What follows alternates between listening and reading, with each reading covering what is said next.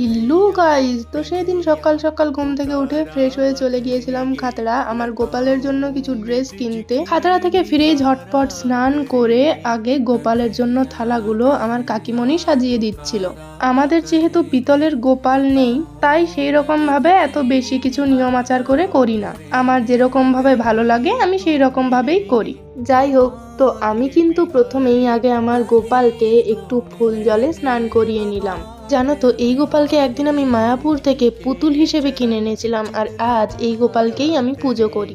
আমি কিন্তু গোপালের জন্য প্রথমে একটা অন্য ড্রেস দেখেছিলাম, তারপর একজন এই ড্রেসটা দেখছিল আর সেটা দেখে আমার এতটাই পছন্দ হয়ে যায় যে আগের ড্রেসটা চেঞ্জ করে এইটা নিয়েছি। সাথে এই গলার মালাটা আর এই পদ্ম ফুলের আসনটাও নিয়েছিলাম গোপালকে বসানোর জন্য।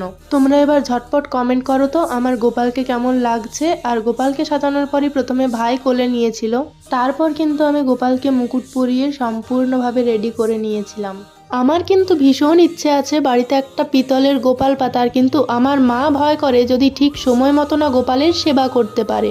আচ্ছা, তোমরা আমাকে কমেন্টে একটু পরামর্শ দিও তো, আমি কি বাড়িতে পিতলের গোপাল আনবো? সেই দিন কিন্তু গোপালকে আমি প্রথমে মিষ্টি ভোগই দিয়েছিলাম। আর হ্যাঁ, আমি কিন্তু গোপালের ভোগের ওপর তুলসী পত্র দিইনি।